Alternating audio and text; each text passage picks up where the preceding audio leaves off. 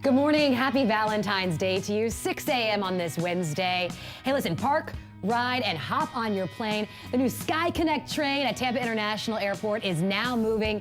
Jenny Dean is on it, and she's going to show you exactly how it works. Team USA for the gold. Shaun White getting our 100th gold medal for the Winter Olympics, but some past sexual allegations are kind of crippling this victory.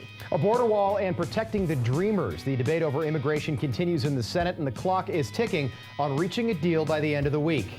Here we go, 6 o'clock Wednesday morning. Traffic is about to pick up. We're seeing that in downtown Tampa just a little bit. 275 southbound, I-4 westbound, a little slow already. Valentine's Day. It's going to be a warm one. Temperatures actually in the top 5 warmest ever. 82 this afternoon under a mix of sun and clouds.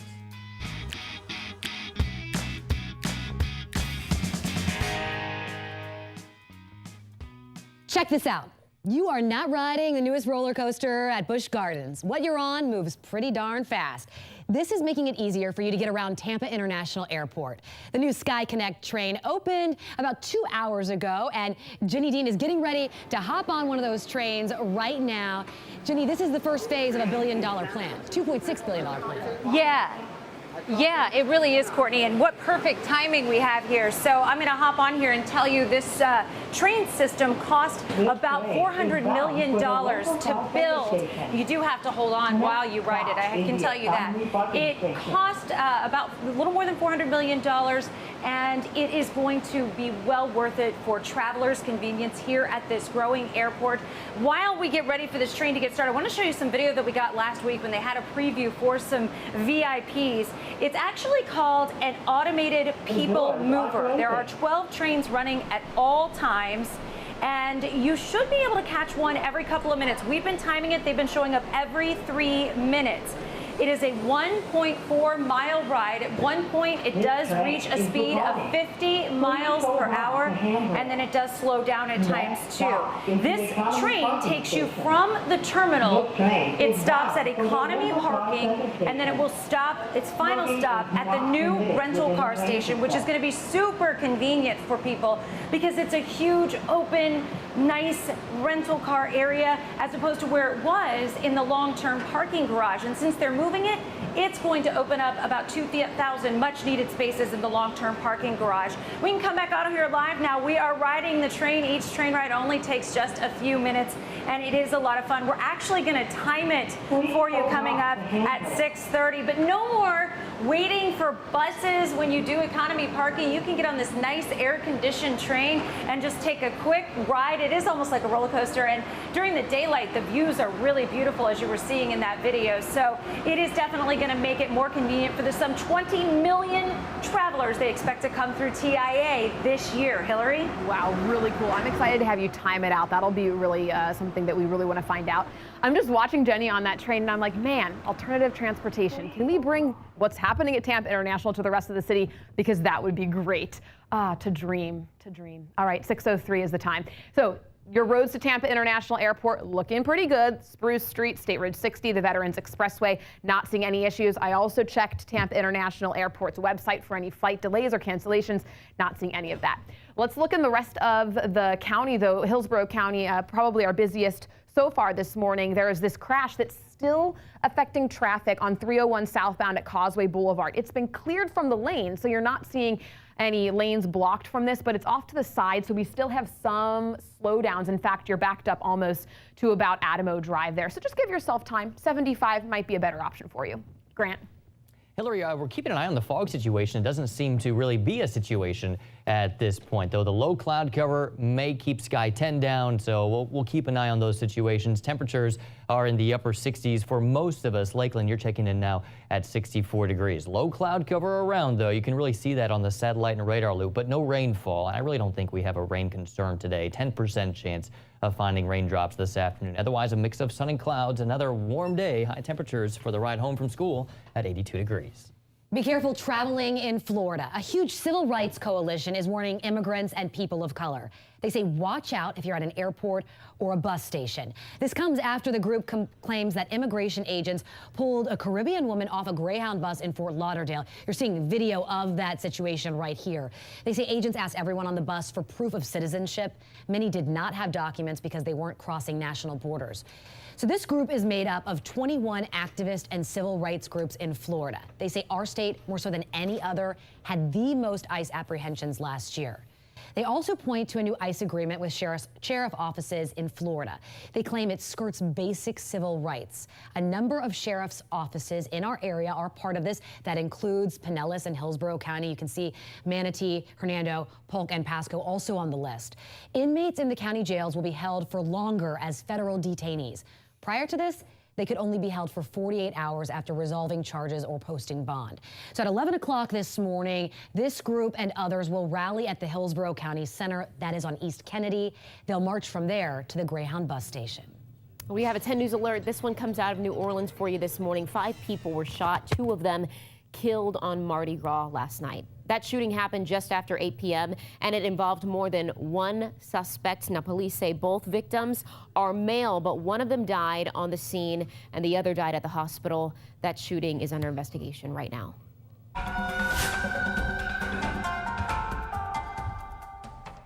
6:05 the time. We got a lot more bright side to go here. What a night for the Winter Olympics last night. The U.S. dominating the halfpipe once again. This time it was snowboarding legend Shaun White. After a disappointing 4th place finish in the 2014 games, White won his 3rd gold medal in the event yesterday, marking just the 3rd time an American has won gold at 3 different Winter Olympics: 2006, 2010, skip 2014, and now 2018 for Shaun White. The win also marks the 100th gold medal in the Winter Olympics for the United States. That's second best all time. Norway's got the most. They've got 121 gold medals all time. All right, let's take a look at the leaderboard right now. Get that medal count. Looks like Norway has the most medals right now with 10. The Netherlands and Canada also have 10. I looked at the board a minute ago. Germany has 10 as well, and the U.S. has 7, but they do have 4 gold medals. So that's the good news right now. We'll keep an eye on that medal count throughout the day. Don't forget they are 14 hours ahead of us there. The Olympics have had a few problems, though, over the first few days. Severe winds forcing officials to reschedule the women's slalom event. It's been rescheduled for Friday instead of today. The wind's been an issue really since the game started. Look at that video right there. The women's halfpipe, also a problem. Spectators all evacuated from the Olympic Park because of the strong winds. They've been asked to stay indoors throughout that event. Ooh, and it was a sweet victory for Olympian Shaun White. Just to show you how incredible he is, so he did a certain routine. It's called the Cab Double Cork 1440. He did that during practice in New Zealand back in October. He bashed his face. He had a bad fall, bashed his face, 62 stitches. He did that same stunt in his Olympic run, and I think it's arguable to say that that was what helped him win the gold. So it was really emotional, though, for him and his family. He was watching back his halfpipe run. Now, once his score came down, he burst into tears. He hugged his mom, and his dad says that he has never seen his son, Shaun, cry until that moment. But unfortunately, I've got to talk about some downer news with this. There have been some sexual assault allegations that are coming out as we're celebrating his victory. Now, the drummer of his band, it is called Bad Things, she filed a complaint back in 2016 saying that White sent her sexually explicit pictures. White did admit to sending them. Now, they did reach an undisclosed settlement for this lawsuit. With that being said, I asked people if all of this, knowing all of this, has this changed your opinion about the Olympic champion? And right now, we have 42 voters, and 82% of you say no. This does not change your opinion about Shaun White. She saw the worst in people, and she finally escaped. The second largest crime in the entire world is sex trafficking. Krista Hernandez is helping women make it out. 10 News reporter Bobby Lewis found an everyday hero who has made it her mission to save others who struggled just like her. The outside isn't much to look at. All right. And the inside is a work in progress. I have been waiting for this moment for a very long time. Her eyes welled up with tears because this has been a huge dream of hers that she's literally being able to see come true. Krista Hernandez has a lot invested in this place. 1, 2, 3. Oh, we did it. Yes. All right. Basically, High five. her entire life. That felt good, yes. This building is very special to Krista because she knows who's going to be walking through these doors. For 20 years, she was a victim of sex trafficking. In fact, she wrote a book called No Safe Place, chronicling her journey into and out of that life. She's hoping to open this building to women who are currently in that world, offering them a place to get away. She's going to call it the Butterfly House, representing a new life, and hopes to have it open by April so that she can offer a new world to those who are escaping the world she once knew. Just when the caterpillar, thinks that the world is over, it turns into a butterfly. And that, it gives me chills now, just saying it out loud. I was like, that is perfect. I can see what it can be and what it's going to be. So this will be their bathroom. Safe houses and beds for these women are so rare. We can open our doors to these women and give them a safe place. And then this is going to be an office space. 20 years of being trafficked. 20 years of being told you're worthless. I knew one day it was going to happen. 20 years of darkness Survivor Thriver. that set her up to share light. So this hits home. I can't even put it into full words. It's just surreal. I'm thankful. This is a start, but I have a dream of more. In search of everyday heroes, I'm Bobby Lewis, 10 News. I like that. Survivor Thriver. Krista started a faith-based, survivor-led nonprofit. It's called Loving You Where You're At. She's also looking for help with her butterfly house to make sure that it opens this spring. Welcome back to Brightside on this Wednesday. It's Valentine's Day, which for most people means a night of romance, dinner dates, maybe a little bit of chocolate. But for millions of Catholics, today is also Ash Wednesday, which is the beginning of Lent. Now, the two haven't fallen on the same day since 1945, and that's creating a problem for anyone also observing Ash Wednesday, one of only 2 days during the year where fasting is required in the Catholic Church. One bishop in Buffalo recommended celebrating Valentine's Day over the weekend and making today more about charity for others.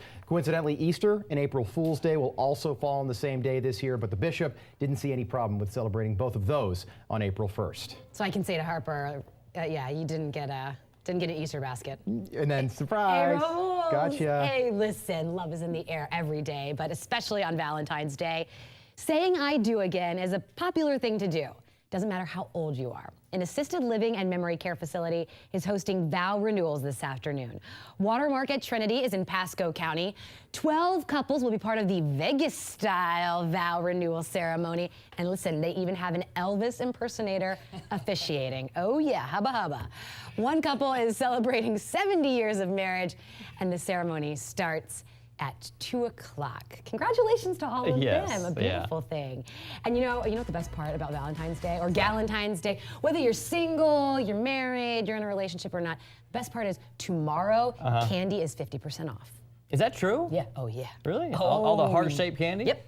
Nothing wrong with eating heart-shaped candy. Maybe even 75% off. I don't know. I'll see you at CVS. That's right. That's right. This morning we are waking up to kind of some cloudy conditions this morning, but fog, though it might look like we're seeing some fog this morning, it is just low cloud cover. Shouldn't be a problem for the morning commute unless your morning commute is a helicopter, in which case you may have some issues. We'll talk to Hillary in a second about your helicopter forecast. 68 degrees right now, your dew point 63. So the closer that temperature gets to the dew point, the closer the atmosphere is to saturation. So as long as there's a difference there, we're okay. Relative humidity at 84%, but it's once we get down to that 90 to 100% relative humidity, and that's when we start to see that fog. Your visibilities, I mean, look, really not that bad. Lakeland, you were down to 1.25 miles about an hour ago. You're smooth sailing right now. Sebring, 2.5 mile visibility. Still not awful, but certainly keep an eye out for at least some reduced visibility for the next hour or so. Now, the satellite and radar shows us that we do have that low cloud cover around. The brighter the satellite or those clouds, the higher the cloud cover. So that darker gray indicating that we've got the low clouds this morning. Your cloud tops or rather your cloud base at around 200 to 300 feet. So it's low cloud cover, but that will begin to thin out pretty quickly after sunrise. Now, we do have this stalled out front, and that will be the focus for the potential for a couple of isolated showers. Now, let me show you this. On the dew point map, north of that stalled out front is the drier air. Jacksonville has a dew point of 53 degrees. Remember that dew point, how much moisture is in the atmosphere? So the higher the dew point, the more moisture. Case in point, down to the south, we've got the higher dew points. That's where the moisture is. We get into that drier air as we make our way through the next 24 hours. Today, just keeping an eye on that stalled out front where we could find a few isolated showers. Otherwise, just a mix of sun and clouds this afternoon with temperatures right back into the lower 80s. Tomorrow morning, low cloud cover, patchy fog, similar to this morning. And then tomorrow afternoon, plenty of sunshine, looking really nice tomorrow afternoon. 7-day forecast, guys, highs right up around 80 degrees as we go into the weekend. Much more sunshine through the second half of the week, and then just a small chance for a few isolated showers as we head through the beginning of next week. But Hillary, I mean, for a while, it looked like we were going to have some fog, but right now, not an issue. And I'm so glad that it's not an issue, because that would not make for the best morning commute. Nobody likes going through all that soupy mess. No, not at all. So let's take a look at what traffic's looking like now, Grant. It's 6:18, and we do have a couple of early morning issues. Let's start in Pasco County. There's a crash right in front of Tampa Premium Outlets. I'm talking State Road 56 at Grand Cypress Drive, so to the west of I-75 here in Wesley Chapel. Looks like it is blocking a lane, but not causing a delay because traffic is still pretty light in that area. Certainly picking up on I-75 a little bit, though, as you travel towards the apex. South of there, in Hillsborough County, we are still looking good drive time-wise on 275 and I-4. So let's talk 2 hours from now when we're in morning rush hour.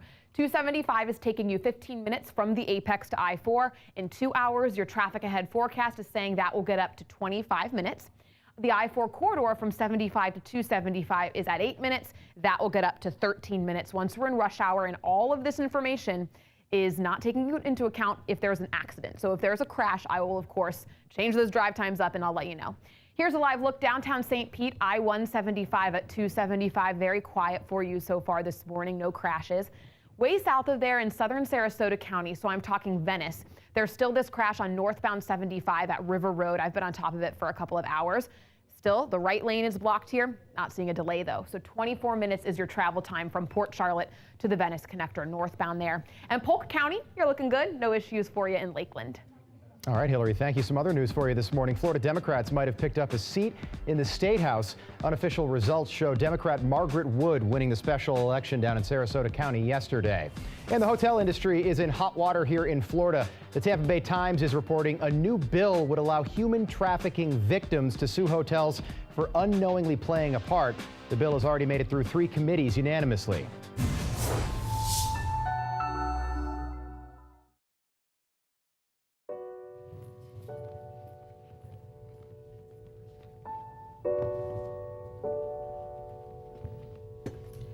Yesterday, we shared with you the struggles of Puerto Rican families moving to the Tampa Bay area, their struggle to find housing. Today, we're focusing on the children and their process of starting in a new place, in a new school.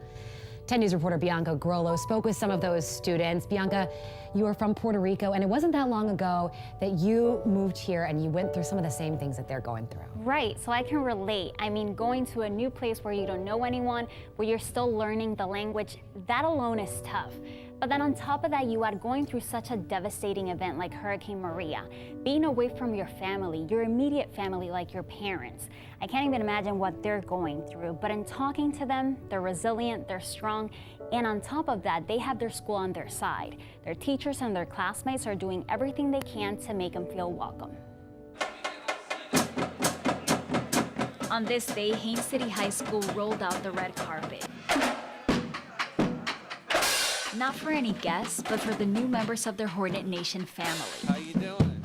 Good to see you. High schoolers who just moved from Puerto Rico after Hurricane Maria. I know you all went through something that was traumatic, life-changing, and we want you to feel comfortable. Comfort feels like a luxury for these teenagers after Maria did away with the Puerto Rico they knew. I started crying because when I went out, like, everything was gone. Power and running water were also gone, so they couldn't go back to school. That's what brought most of them here. Ella decidió venirnos para acá porque así era mejor para nosotros, para mí, para mi hermana. But as you can tell by her tears, it wasn't an easy choice. It hurts to leave what we consider our country.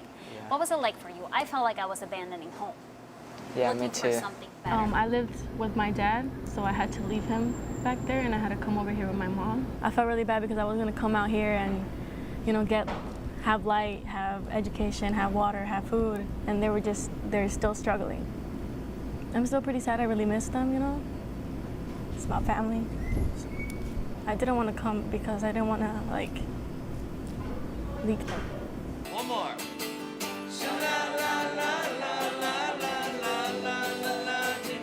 Haines City High School faculty and students immediately saw the need to bring a smile to their faces. That's why they do this. And it's not even the first event they've had for the new students. Look at that dancer over there. A few months ago, they had a big welcome celebration. He gave us stuff for the school. He gave some donuts.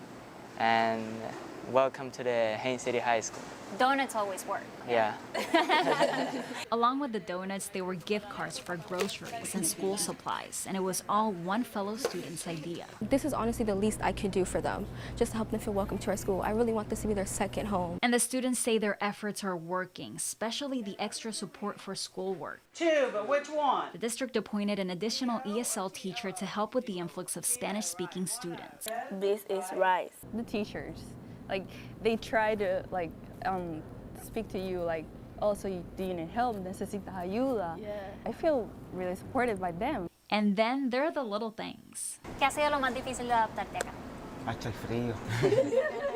En Puerto Rico no se hace frío. La gente se cree que en Florida es caliente, pero en Puerto Rico no se hace frío.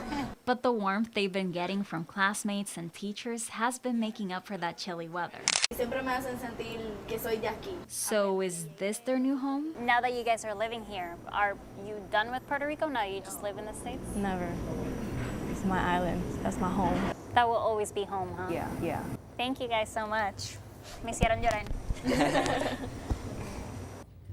Haines City High School has the highest number of Puerto Rican students in Polk County. They have about 60 students now, but they have more coming in constantly. And we still see that Puerto Rico has so far to go as far as recovery efforts are concerned. Are these students planning to go back? I mean, I imagine their parents are like, I want you back here. Right. So some of them are with their parents, others are separated, but some of them think they're going to stay to go to college. Oh, wow. So, this is maybe their new home. Yes. So they may stay here. Of course, they're going to go back to Puerto Rico as many times as they can. We all do once we leave because we want to be back home. But they think they're going to continue their careers here. Awesome. Thank you, Bianca.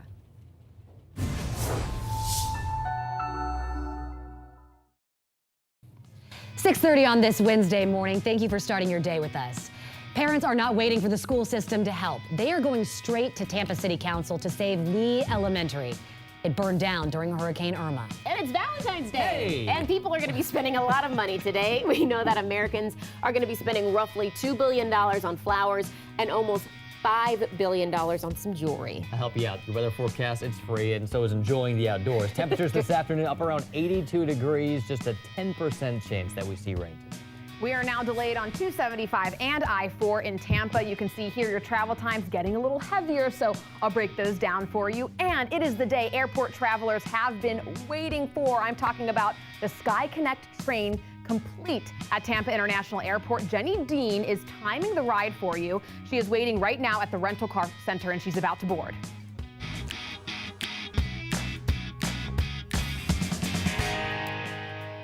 Where will hundreds of students go to school? Their school burned down after Hurricane Irma. This morning, there is a push to save Lee Elementary in Tampa Heights.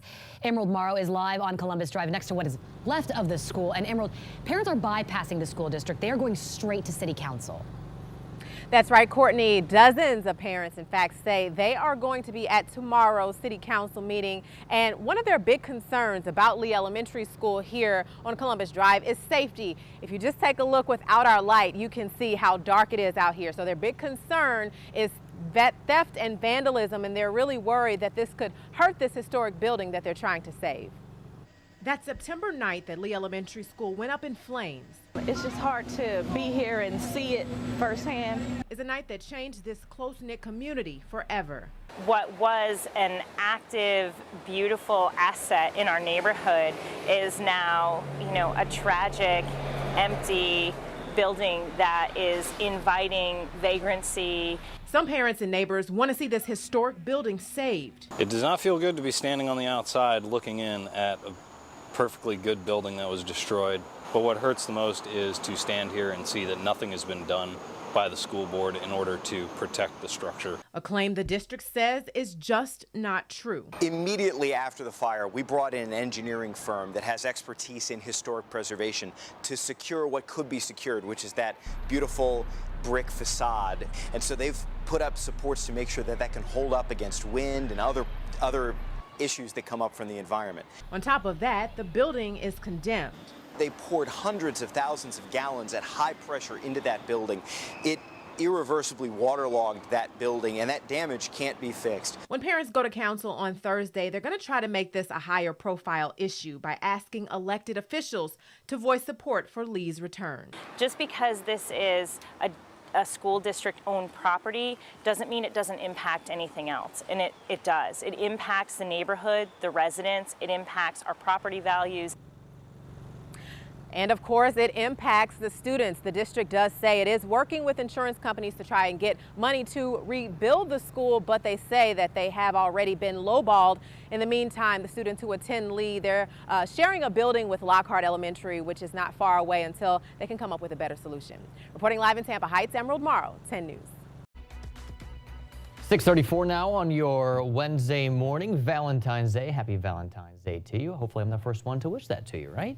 We're waking up under a little bit of cloud cover this morning. Low cloud cover with some patchy fog to kick off our Wednesday. Though your temperatures, of course, they're on the warm side. Middle and upper 60s. We're at 68 degrees in Tampa, 68 also in St. Pete. Sarasota, top of the morning to you. You're at 68 degrees as well. Around the rest of the Bay Area, for the most part, middle and upper 60s. Satellite and radar showing you the low cloud cover that's hanging around. Low cloud cover, but not necessarily fog, so that low cloud cover should thin out through the morning hours, giving us a mix of sun and clouds this afternoon. Florida State Fair looking really nice this afternoon with temperatures in the lower 80s. It is 6:35, and in Tampa, we're seeing some congestion. 275 and I-4, the usual culprits. So 275 southbound already almost 5 minutes delayed coming from the Apex down to I-4. Your travel time 19 minutes there. It's going to be 24 minutes once we hit rush hour. And then I-4 westbound from 75 to 275, you're at 10 minutes. That's only a 1 minute delay. Once we get into peak rush hour, that will get up to about 11 or even sometimes 15 minutes. Now, for those of you heading out of town soon, maybe you are going to be flying at Tampa International Airport. Well, the new Sky Connect train just opened today, and it's making it a lot easier for you to go from your car to the main terminals. And Jenny Dean has been riding it all morning long. And Jenny, we saw you boarding just a little bit ago from the rental car center, and you're timing the ride for us, right? Yeah, I'm timing it right now. We're at 3 minutes and 45 seconds, and we are already approaching the main terminal station. So by the time this slows down, pulls up, and the door opens, we should be at just under 5 minutes. So it's super convenient. This train, it took a little more than 3 years to build it. You can see it's already packed with people. It cost a little more than $400 million, but I have to tell you the convenience that it's going to give the travelers here at Tampa International Airport is going to be well worth it. They can ride this from the rental car center, then to the economy parking garage, then to the main terminal. It's going to free up spaces in the long-term parking garage. So it's definitely something that people will notice when they come out to Tampa International Airport. Courtney? All right, Jenny, I'll take it from here. Pretty cool, pretty fast, too. Pro golfer Bill Haas suffered some pretty serious injuries after the Ferrari he was riding in crashed last night in Los Angeles. The driver of that Ferrari died. Investigators say the car sped up unexpectedly, went on the wrong side of the road and hit a BMW. The BMW flipped over. The Ferrari then hit a parked car and clipped a Toyota and hit a light pole. Actor Luke Wilson was in the Toyota that was clipped. Now, Wilson's doing okay. Detectives are now looking at surveillance video to see if that Ferrari was speeding at the time of that accident. Back to Bill Haas. He's a 6-time winner on the PGA Tour. He was in Los Angeles to play in this week's Genesis Open.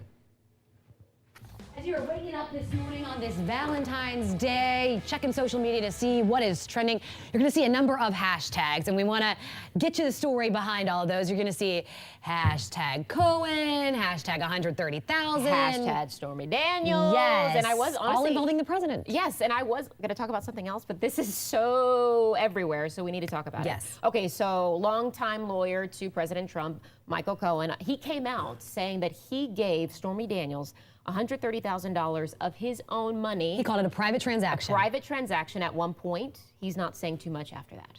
But he did clarify that the Trump organization and the Trump campaign were not aware of this. Not aware of it. He didn't enough. let them know. We don't know why he gave it, nor do we know if he's done exchanges like this in the past. He's being kind of close-lipped. Okay, and also Israel's prime minister. That's oh my a big gosh, one, a huge one I'm right just now. tweeting that out. He's calling the police there that they are doing a witch hunt. So there's some bribery situations. He's being accused of that. People are wanting him to step down. I'm literally pushing out a tweet right now for you guys if you want to take a look at my Twitter page, Courtney GTV. So more on Netanyahu on your Twitter page. Yes, Awesome. yes. Thank you.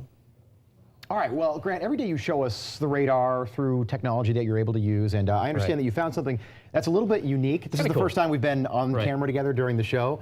You're looking dapper well, I was today, going to say, by I the like way. your tie a lot. Today's Valentine's Day, so a lot of people Sharing say, the love. you know, it's Sharing going the to be love. raining men, women today, but also apparently something else from the sky. Right. I never get to say no. that. I get to say it today. Right. Okay. So yesterday we saw this interesting feature on the radar. So I'm going to head over to our big screen here to show you this. This is yesterday's radar. This interesting feature looks like almost like an explosion of sorts, right? Coming out of western Polk County and eastern Hillsborough County. Technically, it kind of is. Let me show you at least kind of what we're looking at here. We've got our radar site, right? And the way the radar works is it scans the atmosphere, sending out that radar beam. Now, with this beam, obviously anything that encounters that beam, the radar is able to pick up on. So what I think is happening here with this interesting feature is what we call a roost ring. Now, you're probably saying that has to do with birds, right? Yes, absolutely right. So in this area in western Polk County, there's some water down there, there's a lot of trees. What we have are thousands and thousands of birds. I'm thinking they're here because of the winter. You know, they've migrated down here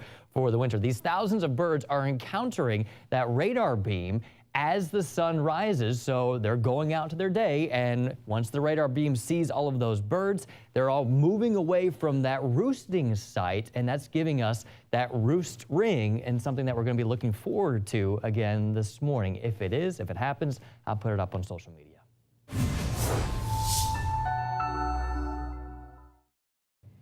Welcome back to Brightside on this Valentine's Day Wednesday. Now, normally this event passes without much attention, but not this time. On Monday, the official portraits of former President Obama and First Lady Michelle Obama were unveiled for the first time at the Smithsonian Museum in Washington, D.C., and they will hang in the National Portrait Gallery as the official portraits of the former president and the First Lady. But it's important to note that there are actually more than one official portrait of the president, and the White House has its own separate collection of portraits that hang there, and the president gets to choose who he wants hanging on the walls of the White House when he gets elected, and they typically choose presidents from their own party. President Trump, for example, has Abraham Lincoln, Ronald Reagan, and Andrew Jackson in the White House today. Andrew Jackson's portrait, interestingly enough, is one of the more unique ones. It's got this sort of red vampire cape on it, and that's how the Smithsonian Museum describes it. But the first and most famous painting is probably George Washington's, and every president since John Adams has hung this painting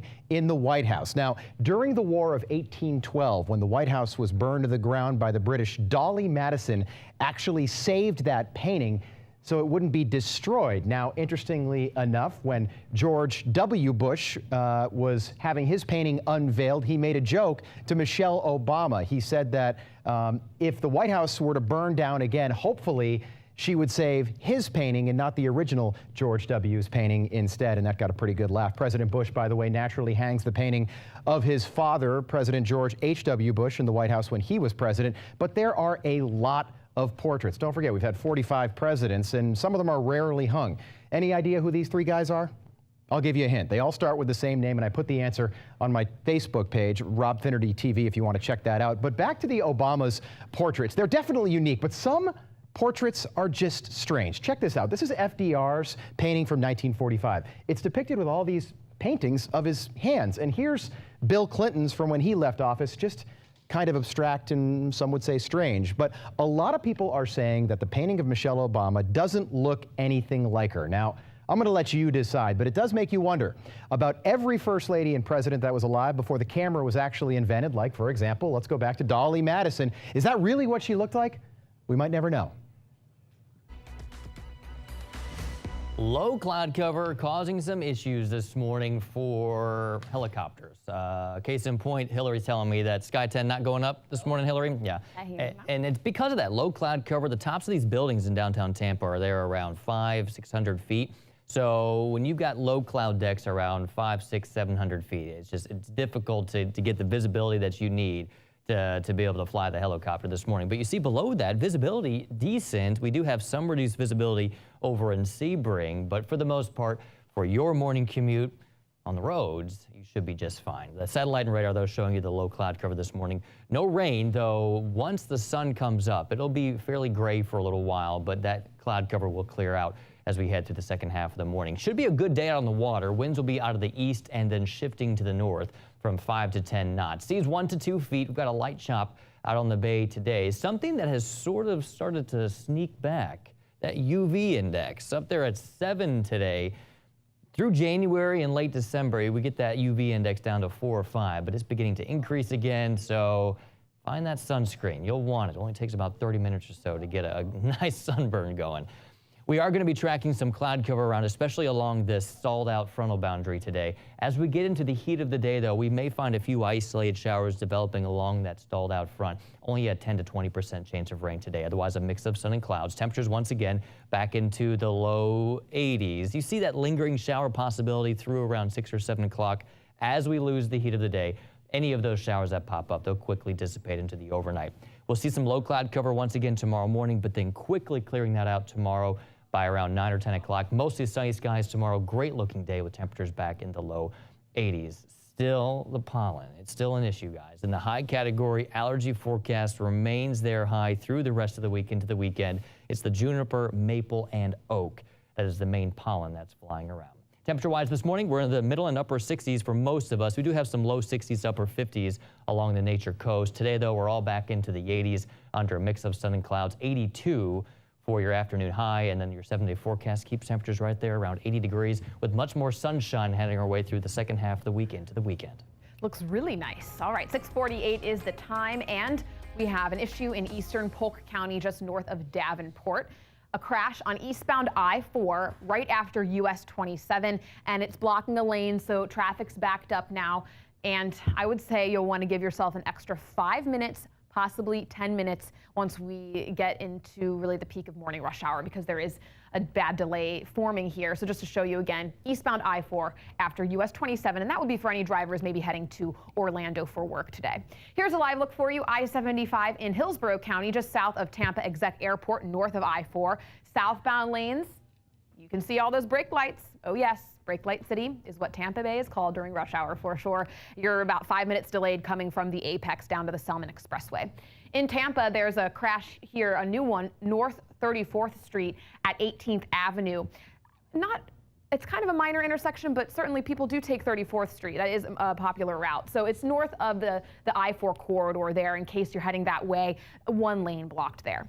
Looking at 275 and I-4, you are in the red. 275 taking you 22 minutes from the Apex down to Tampa, and then I-4 westbound at 12 minutes. Now you're about 3 minutes delayed there from 75 to 275. Southern Sarasota County, let's talk. I-75 northbound. Now we're seeing the delay from this crash at River Road. I've been telling you about it since 5 a.m. It's right here, 75 just after River Road in the northbound direction. The left lane is blocked. Your travel time, 26 minutes from Port Charlotte to the Venice Connector. And Pinellas County, things looking okay for you, but US 19 is slow in both directions through Tarpon Springs and into Palm Harbor. Before you head out the door this morning, let's run through your headlines. A hidden underwater world has been found. Scientists found the ecosystem under an ice shelf in Antarctica. It has been there for 120,000 years, and they're starting to explore.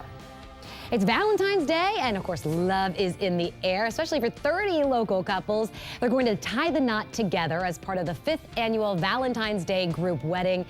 This will happen on the steps of the Polk County History Center at noon. And it's not something that you see every single day, a woman giving birth to her child while at the Florida State Fair on Friday.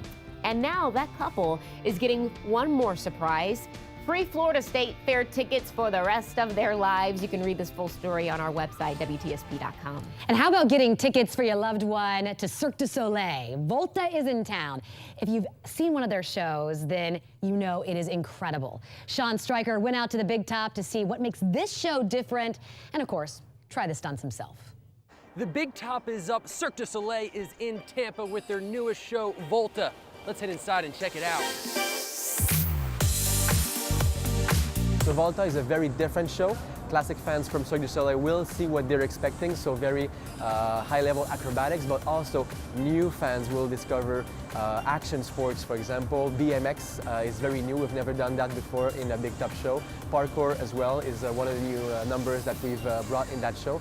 So this is called shape diving, and it's one of the more traditional acts in Volta. Yes. And this is Brad. Hey, how's it going? You're a shape diver. Yes, that's me. How do you get into that? So started off when I was young, tumbling, doing gymnastics when I was a little kid. It looks really difficult, but I really want to give it a try. Yeah, okay, you gotta try this.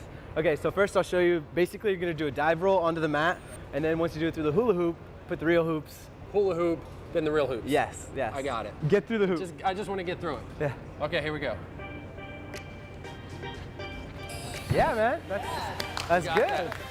That's it. This is fun. Why didn't I know about shape diving earlier? I know. You'd be a pro. You sure I'm ready for this? Yeah, maybe we'll all go in a line. You go last. I'll go last. Let's do that. Yeah, I'm last.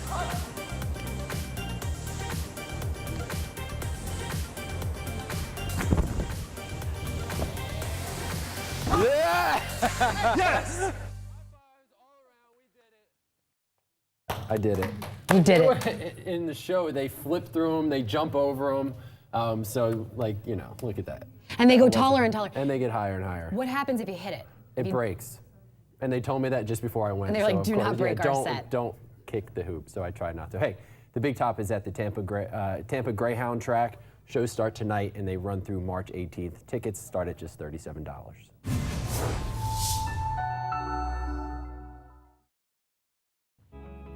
Congratulations to Garden Elementary, our 10 News School of the Week, powered by Duke Energy Florida. Go Gators! This is our very first school in Sarasota County this year, and we're really excited to show you this because they're working on a really cool project. They have this book right here, so every student in the school read this book. It's called Only One You, and then based on this, they're building a rock garden to celebrate diversity and unity. That's like you hear me. Boom. They Gator are the you. Gators. Go so Gators. you are going to see what they're working on Friday. Happy